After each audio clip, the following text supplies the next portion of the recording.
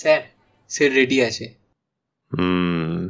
আচ্ছা, আর লাইটও প্রায় হয়ে গিয়েছে, আপনি বসতে বসতেই কমপ্লিট হয়ে যাবে। গুড। তা ম্যাডাম কি সেটে এসেছেন? মেকআপ রুমের দিকে তো যাওয়া হয়নি স্যার, আমি এক্ষুনি খবর নিচ্ছি।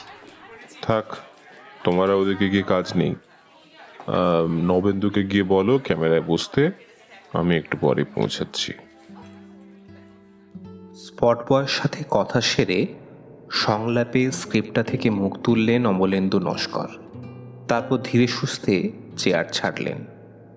বিগত 15 বছরেরও বেশি সময় ধরে একাধিক জনপ্রিয় টেলিশোপের নেপথ্য কাণ্ডারি এই বিশিষ্ট পরিচালকটিকে বাংলার টেলিদুনিয়ার সবাই এক ডাকে চেনে। রিয়েলিটি শো হোক কিংবা মেগা সিরিয়াল, অমলেন্দু হাত দেওয়া মানেই সোনা ফলবেই। ওনার সাথে একবার অন্তত কাজ করার জন্য নতুন পুরনো কলাকুশলীরা সর্বদাই মুখিয়ে থাকেন। জীবন বাংলা চ্যানেলের জন্য একটা পৌরাণিক কাহিনী সিরিজে হাত দিয়েছেন সম্প্রতি।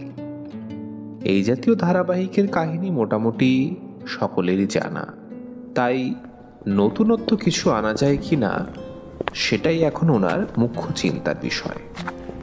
ভাবতে ভাবতে মেকআপ রুমে ঢুকে পড়লেন অমলেন্দু। নবাগত এক তরুণীকে মা দুর্গা চরিত্রের জন্য নির্বাচন করেছেন এবার। বেশ ঢলঢলো পান পাতার মতো সুন্দর মুখশ্রী, কস্টিউম মেকআপের পর আরও চমৎকার মানিয়েছে মেয়েটিকে। চোখের ইশারায় মেকআপ আর্টিস্টকে বাইরে যেতে নির্দেশ দিলেন অমলেন্দু। তারপর নায়িকার পেছনে দাঁড়িয়ে ওর 2 কাঁধে হাত রেখে তরল গলায় জিজ্ঞেস করলেন, কি আজ তাহলে প্যাকআপের পর যাওয়া হচ্ছে তো? সুসজ্জিতা নায়িকা কোনো উত্তর না দিয়ে আড়ষ্টভাবে চুপচাপ বসে রইল। অমলেন্দুবাবু এই নীরবতা দেখে বিরক্ত হয়ে কিছু একটা বলতে যাচ্ছিলেন, তার আগেই সামনে দেওয়াল জোড়া আয়নার দিকে চোখ পড়তেই হঠাৎ কেমন যেন তড়িতা হাতের মতো চমকে উঠলেন। কাজল টানা বড় বড় 2টি চোখে প্রচণ্ড ক্রোধের লেলিহান শিখা হয়তোবা খানিক সহ্য করা যায়, কিন্তু 2 ভুরুর মাঝে হাতে আঁকা তৃতীয় চক্ষু হঠাৎই যেন সজীব হয়ে আরও বিষম মাত্রায় ভয়ঙ্করভাবে জ্বলে উঠেছে। এ কি কোনো মানবী, নাকি সাক্ষাৎ দেবী দুর্গা? সেই অলৌকিক দিব্য তেজের সম্মুখীন হতে না পেরে উদ্ভ্রান্তের মতো মেকআপ রুম থেকে সভয় ছিটকে বেরিয়ে এলো পরিচালক অমলেন্দু নস্কর।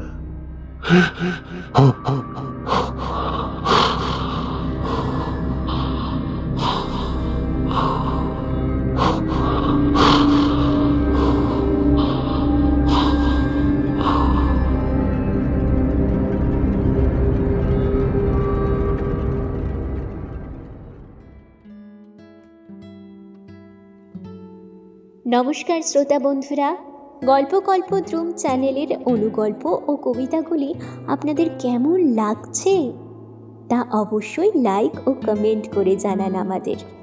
বিগত 1 বছরে আমাদের চ্যানেলের অন্যান্য উপস্থাপনাগুলি শুনে দেখবার অনুরোধও রইল আপনাদের কাছে। ভিন্ন ভিন্ন স্বাদের শ্রুতিনাট্য ও কাহিনীগুলি ভালো লেগে থাকলে আমাদের চ্যানেলটিকে সাবস্ক্রাইব করে আমাদের সমর্থন জানাতে পারেন। এছাড়া আপনি যদি আমাদের কোনো লেখা পাঠাতে চান কিংবা চ্যানেলে কণ্ঠশিল্পী হিসেবে যোগদান করতে চান, তাহলে ভিডিও ডেসক্রিপশনে দেওয়া ইমেল আইডিতে যোগাযোগ করতে পারেন। আপনাদের জীবনের কাহিনীও প্রেম এবং ভালোবাসায় পরিপূর্ণ হয়ে উঠুক এই কামনা করি।